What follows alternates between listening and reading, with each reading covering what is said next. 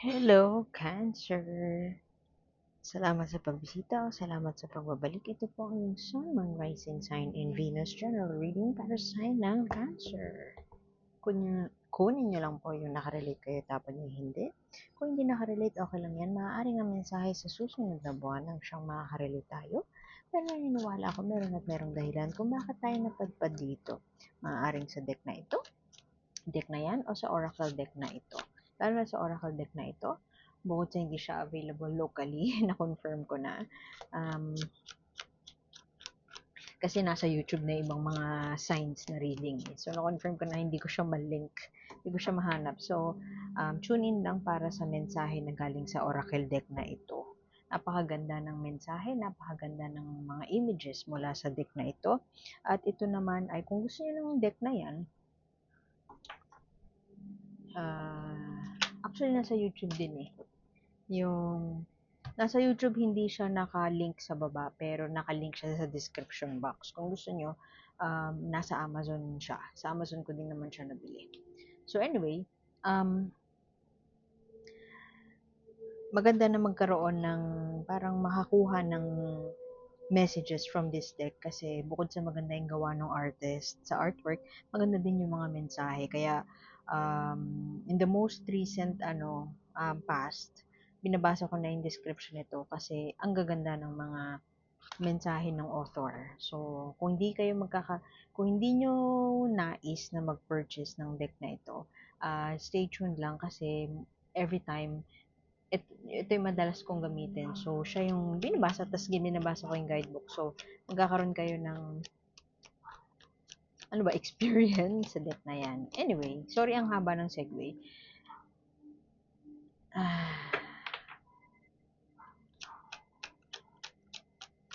Birthday pa naman din ni Cancer. Happy birthday sa'yo, Cancer. It's a Cancer season na.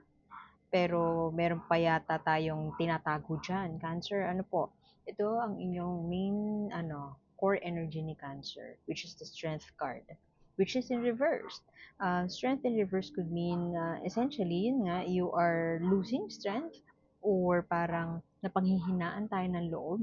Hindi, meron tayong binabattle eh. Pwede itong mental health issue or pwede din naman na thought, paniniwala, belief system, o kaya naman ay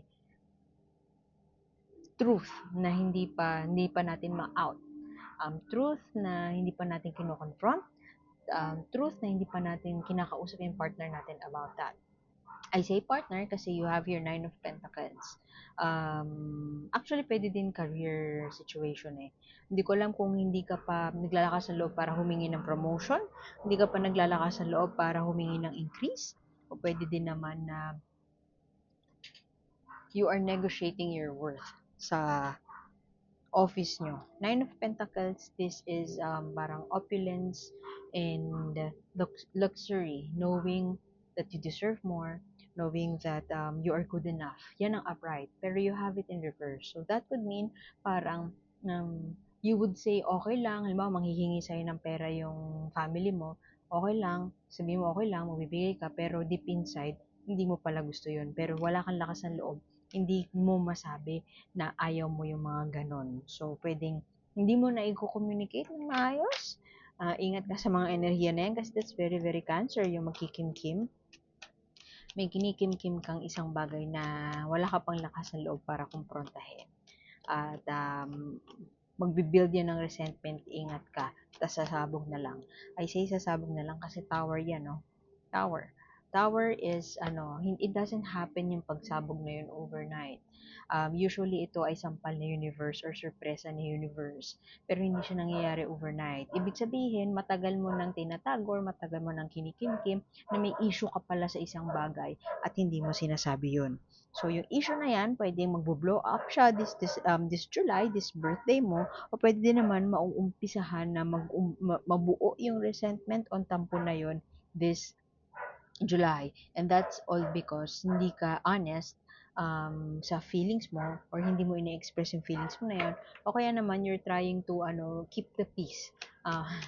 Kumbaga parang dimming your light yan eh. Dimming your light just to keep the peace. So ingat ka sa mga enerhiya na yon. Very, very prone na I wouldn't say na gamitin, pero hangga't na hindi mo sinasabi na hindi ka approve dun, talagang gagawin nila yun. Hangga't hindi ka nagse-set ng boundaries, talagang gagawin nila yun. Pero maganda dun, lumabas to, Two of Swords reversed, maaaring Cancer will finally make that decision. Kung kayo ay may naririnig na sobrang ingay na tahol ng aso sa background, pasensya na po. I am very much in my momentum mga gantong oras na to, pero gantong oras din na to, maraming bisita yata yung kapitbahay namin. So, ang daming, parang naiinis yung aso nila na may mga intruders. Ooh, this is nice. Okay. Pwedeng yung iba sa inyo, merong parang tinatry na alagaan na relationship, pero this July, parang finally, marireveal na yung truth na it's not something, yung gusto ng tao na yun ay hindi na align sa gusto mo. And finally, you will make a decision towards emotional fulfillment. So, maganda siya na kahit yung umpisa man, everything is negotiable, meron kang hindi kino-confront na katotohanan, eventually you will come up with a decision, or you will make a decision. Pwede kasi na you are choosing between love and career. Pwedeng nagtatalo sila. So yung iba, pwedeng you will make a decision, you will make a drastic career move, pero ang kapalit ng trade-off nun is that opportunity in love. Hindi mo parang mamimili ka between the two. Pwedeng ganun aspect of your life kasi you can't have it all. Pero whatever you choose, I feel na it will lead to that emotional fulfillment. It will lead to that happiness or joy, parang kilig sa puso, o kaya naman your heart will be full. Your heart will feel full sa kung ano man ang decision mo na yan. Merong mamimiss out. Actually, Ace of Cups reverse yan. So, pwedeng you will miss out on opportunity in love.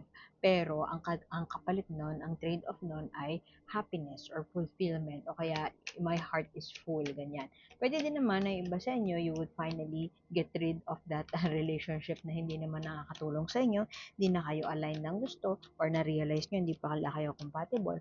At ang trade-off na parang I'm good, I'm okay on my own, tapos I would do everything in my power para kung may anak kayo, para maibigay sa kanya yung future na deserve niya. Excuse me, inom lang ako. And you will realize na, thank God I made that decision. Thank God, sinakripisyo ko yung gusto ko for myself para sa kapakanan ng anak ko. Example lang yan. Pero at the end of it all, you would realize na tama pala yung decision ko, na ginawa ko yung sakripisyo na yun, kasi eto na ako ngayon, at makukuha ko yung emotional fulfillment na matagal ko nang gusto. Yung iba naman sa inyo, pwede ang sinasantabi ay pag-aaral, o pwede din naman yung iba sa inyo pwede kasi na tatanggalin mo na yung paghahabol sa promotion, tapos magfo-focus ka na lang sa pamilya mo or sa anak mo. And you will persevere, o sisipag ka para mabawi yung mga oras na nawala, bonding moments, bonding time na nawala between you and your anak. And so ngayon parang ayun na, nagbabawi ka na. Pwedeng yung iba sa inyo kasi for the longest time OFW, tapos nawalan kayo ng time sa anak, and so napalayo yung loob sa inyo ng anak nyo.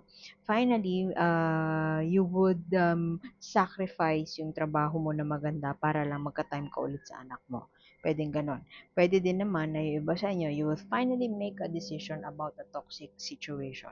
Pwedeng toxic situation na yan yung relationship. Yun nga, katulad ng sinasabi ko kanina, i-sacrifice nyo yung relationship na yun para lang, okay lang na maging single parent, kesa naman I'm in a relationship pero I feel so alone. Okay lang na mag-isa ako, itataguyod ko mag-isa yung anak ko, kesa naman na nasa isang relasyon ako na sakal ako or hawak ako sa leeg. Kasi this is the devil.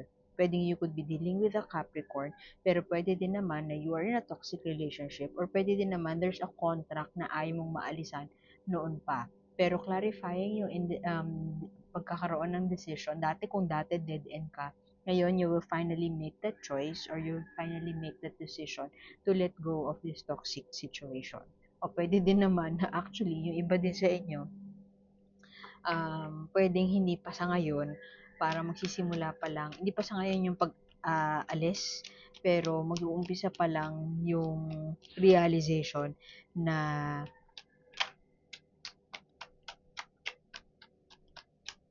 I'm in a toxic relationship. Doesn't matter kung romantically toxic relationship or trabaho, toxic yung boss mo. Pwedeng ganun.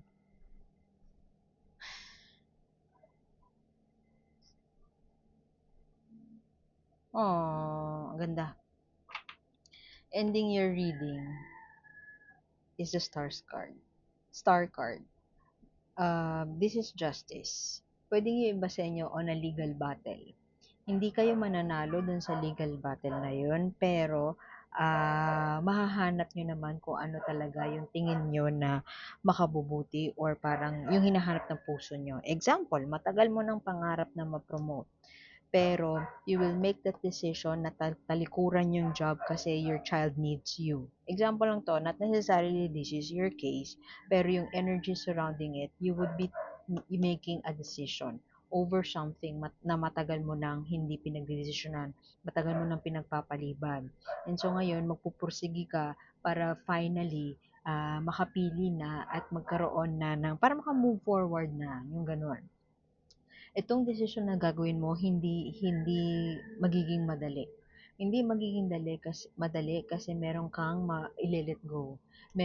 Parang pwedeng masasaktan yung ego mo, pwedeng meron kang masasaktan na ibang tao, pero alam mo sa sarili mo, itong pagdedesisyonan mo to ang isang bagay na magpapalaya sa'yo, isang bagay na parang kumbaga for the highest good of all. At ang maganda nun, masasaktan ka man, matatalo ka man, may talo, masakit, pero ito ang magdadala sa'yo na maaaring hindi mo pa sa July makita. Ah, or pwede din yung iba sa inyo, sa July nga makikita, birthday gift, ganyan. Pwedeng hindi mo pa sa yung kung hindi mo man makita sa July or whenever it comes, this is emotional fulfillment eh, ending your reading, healing and emotional fulfillment. Parang tapos na, matatapos yung chapter na hindi ka masaya, na parang may tension at parang masakit sa dibdib, overthinking, hindi na makatulog kakaisip kasi parang bigay na lang ng bigay. Ang ending nun, mangyayari, there is healing for you and there is this contentment and emotional fulfillment. Justice will not be served, meaning maaaring matalo ka, pero this would be a test of your character. This choice that you would have to make would determine yung future ng relationship mo or future ng career path mo. Kasi at the end at the end of it all, uh, there would be parang your heart will be full kasi you will thank your future self would thank you kasi ginawa mo yung tamang desisyon. So siguro ang challenge sa andito ka pa eh, yung medyo napanghihinaan pa ng loob. Kasi pwede kasi na nahihirapan ka kasi kalaban mo yung sarili mo. Pag ginawa ko to, parang ang tingin mo lose, parehas na talo. Kung ano man ang gawin mo, talo ka. Pero alam mo sa sarili mo na kailangan mong pagdesisyonan o kailangan mong gumawa ng move. So, yung move na gagawin mo, tingin mo, yun yung highest good of all. Kasi hindi ka na makatulog eh. Ang tagal-tagal mo na siyang iniisip. Tapos, ang tagal-tagal, nasasakal ka na. So, kailangan mo nang gumawa ng desisyon. Yung pagdedesisyonan mo, yung kung ano man ang pipiliin mo, maglalakas loob kayo. Tingin ko hindi yung imbitasyon sa'yo, maglakas ng loob. Kasi kung ano man yung pipiliin mo, yun ang nakabubuti para sa lahat. At yung nakabubuti sa lahat na yun, yun ang magdadala ng healing at yun din ang magdadala ng emotional fulfillment. Okay, kuha tayo ng advice mula kay Universe, mensahe para kay Cancer.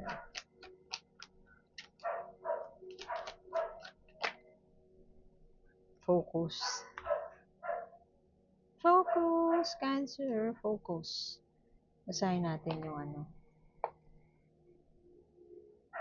Huwag ka daw ma-distract, huwag kang pa-distract kung tinatry kang i-win back ng ex.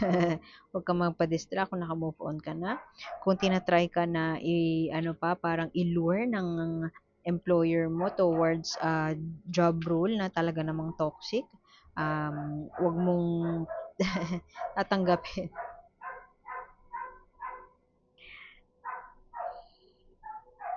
Basta, whatever it is that you choose, it is something na kung hindi ka pa nakapili, kung pipili ka, choose whatever it is that would parang for the highest good of all. Pag nakapili ka na, trust in the process. Huwag mo kakalimutan magdasal para mag-guide ka sa pagpili. Okay, focus. You have a choice right now. Look at what you treasure or what you despise, what you hope for or what you fear. Either way, what you think about grows. Your focus is a power source, amplifying and expanding what it perceives. Now is the time to use this very simple power to direct the energy and flow of your experience. When you focus on what you already have with gratitude and on what you want with love and appreciation, you create the energy version of your vision before there's any proof in the material world. You can take that vision to the planning board and map your own world to world domination. Wow, big words.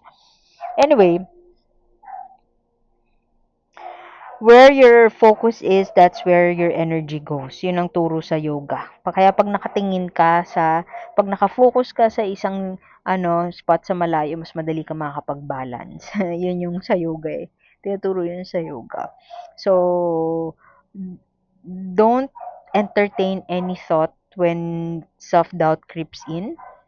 Don't entertain any thought na you are not capable or good enough to make a decision that's best for you. So, trust in that process. So, okay, iwan ko na yun dun. Cancer, salamat sa pagbisita. Pasensya na sa ingay.